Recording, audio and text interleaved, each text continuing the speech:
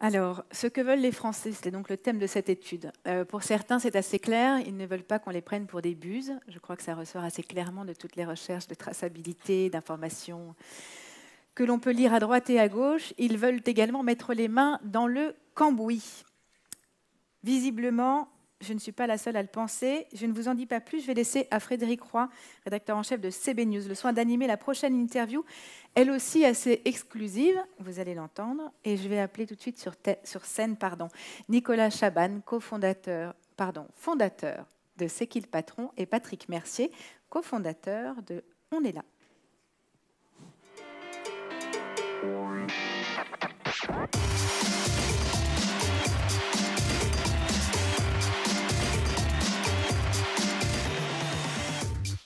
Installez-vous, vous avez des micros, ce serait bien que vous ayez des micros. Est-ce qu'on peut... Oui, voilà. Ici au moins un micro. Et le deuxième. Voilà. Bonjour, messieurs. Donc, bonjour. Donc ça, c'est juste avant le déjeuner, là. Oui, c'est ça. Un peu de courage, il reste une demi-heure. On a des infos, c'est très très bon. Voilà. Donc, courage. Donc, je vais quand même présenter nos deux invités. Nicolas Chaban, fondateur de C'est qui le patron, qui est le plus proche de moi. Très proche. Et Patrick Mercier, qui est proche de Nicolas, qui est le fondateur de l'agence Change, également auteur, et qui est là. Et vous êtes là tous les deux parce que, en fait, on annonce en exclusivité mondiale, il ne faut pas se raconter d'histoire, la création d'une nouvelle entité qui s'appelle On est là. On est là. Voilà, donc vous êtes là.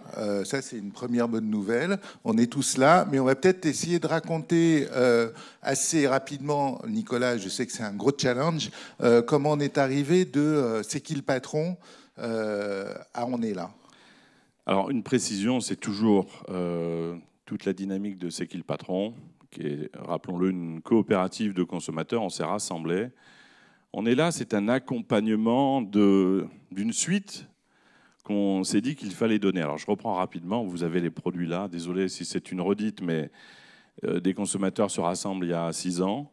La coopérative est la patronne. Un peu instinctivement, sans agence d'ailleurs, les consommateurs lancent une histoire solidaire des producteurs. 6 ans après, c'est 100 millions de produits vendus par an. Il n'y a pas de pub à la télé, il n'y a pas de commerciaux dans les magasins. Alors, ce n'est pas pour l'exploit que ça représente, c'est pour dire que c'est un autre chemin qui a créé une relation différente à une marque, celle des consommateurs, avec 2 grandes choses. On co-construit les produits, on veut savoir ce qu'il y a derrière, et ensuite on vérifie tout. Ça, c'est nos 6 ans de C'est qui le patron. Et en fait, côté consommateur, on l'a fait pour aider les producteurs. Il n'y a pas une raison plus grande que celle-là. Ça va être plus de 3000 familles aujourd'hui. Et on a une envie quand on crée une marque de consommateur, c'est que d'autres producteurs puissent être aidés. Si, je sais qu'il y a des fabricants, des marques, on arrive à amener cette énergie de consommateur pour que des produits qui aident vraiment les producteurs soient facilement repérables, c'est des milliers d'autres familles qui seront aidées. Donc, pour arriver à ça, il faut qu'on parte de notre énergie de la coopérative. C'est la patronne de tout ce qu'on va faire à partir d'aujourd'hui et ensemble. Et l'originalité, ça a été de nous dire, je vais être très cash pour être compris parce que j'ai pas beaucoup de temps, mais on a eu beaucoup de marques qui nous ont appelés, des grandes marques, des très grandes marques. Il y a eu des reportages qui l'ont montré. Et à chaque fois, nous, consommateurs, on avait un peu tendance à raconter un peu brut de décoffrage, nos attentes. La transparence, qu'est-ce que vous faites de notre argent? Où il va? Oui, mais là, il y a une zone qui ne va pas. Et on n'arrivait pas à passer ce cap d'une discussion. Tout était bienveillant, mais ça ne devenait pas un partenariat. Et là, je passe le relais effectivement à Patrick Mercier. On se connaît depuis longtemps. Nous, on n'est pas du tout proche du monde de la com, pour être très sincère. On a une distance parce que pour nous, consommateurs, il y a quelque chose de parfois un peu tour de magie. Mais on lui a dit, Patrick, on a besoin de quelqu'un qui va nous aider à faire le pont vers les fabricants, les marques. Tu connais leurs attentes, tu connais leur logiciel mieux que nous. Et nous, on est ultra bienveillants côté consommateur pour essayer de faire des partenariats gagnant-gagnant pour tout le monde. Et voilà comment, c'est un défi pas facile parce qu'on arrive avec nos attentes concrètes, on n'enlèvera pas un millimètre, on ne fera pas un gramme de greenwashing dans aucune de ces initiatives. Et c'est un défi pas simple à relever. Et alors, connaissant Patrick depuis quelques années, on a été heureux de pouvoir le faire ensemble. Le premier défi, c'est de parler après Nicolas et d'arriver à parler avec Nicolas. C'est pas mal. C'est un premier défi. Non, blague à part, en fait, c'est un super défi parce que, évidemment, nous, on est là, on est au service de la société des consommateurs. On a ce rôle de passerelle, en fait, parce qu'on est convaincu qu'il y a beaucoup d'entreprises qui ont envie de rentrer le consommateur à l'intérieur de leur marque, de leur organisation.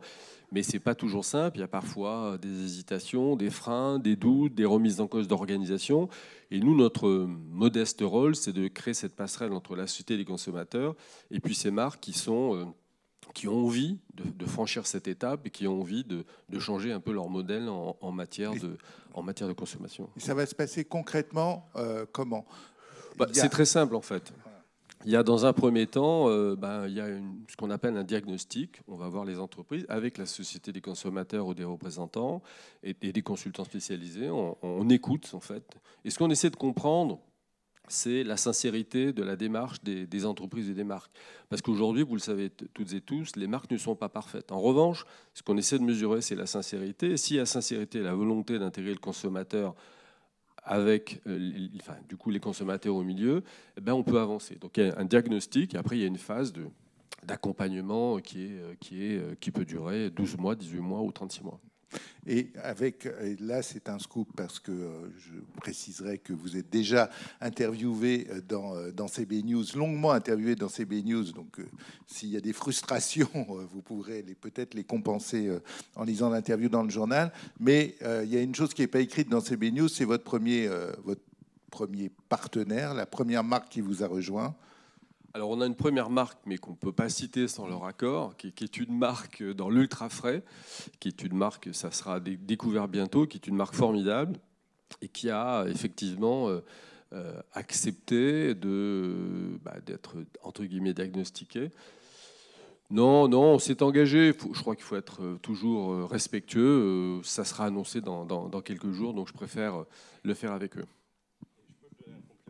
Bien sûr. Il y a une marque d'ultra frais, mais on a été étonné de voir le nombre de marques qui nous ont dit avoir les consommateurs qui ont cette culture aussi, en ayant fait leur propre marque au plus près de nous pour qu'ils puissent valoriser ce qu'on fait de bien.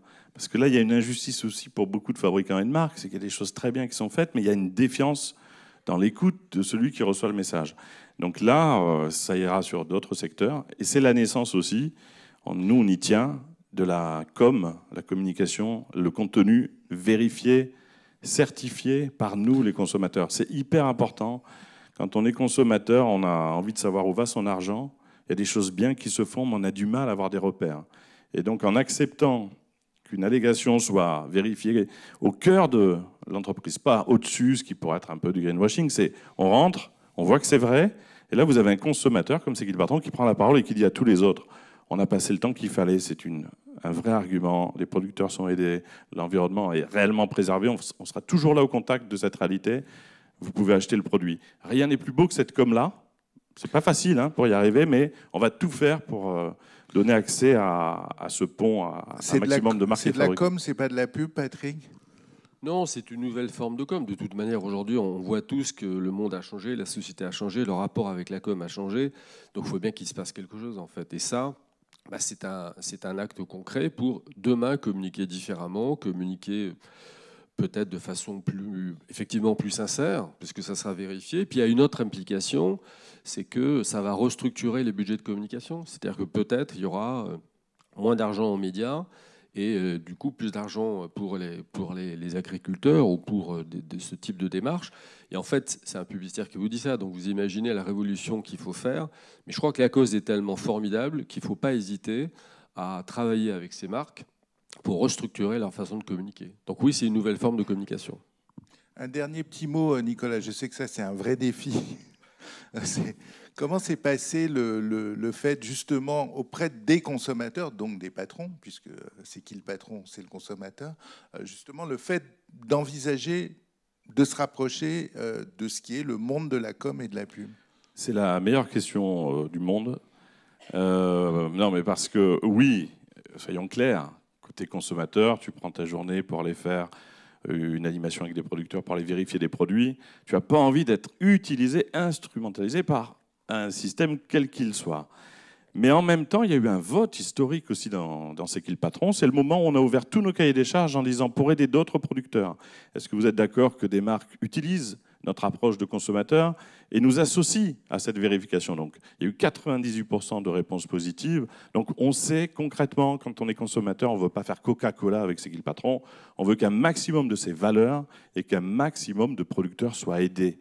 Et que notre argent, évidemment, serve à quelque chose de bien. Donc, ce n'est pas si facile, mais il faut absolument, on a le devoir de l'essayer. Et on est heureux aujourd'hui de pouvoir, avec le soutien de partenaires qui sont au cœur des marques, de pouvoir le faire. Ça, c'est le moment où ça s'arrête parce qu'on est trop long, c'est ça? Exactement. Eh ben, merci à tous les deux. Et encore une fois, pour en savoir plus sur On est là et la façon dont on y est arrivé, en quelque sorte, dont vous y êtes arrivé, je vous invite à lire la grande interview que Patrick et Nicolas ont bien voulu nous accorder dans le numéro de CB News que vous trouverez à la sortie. Merci beaucoup à tous les deux. Merci à toi.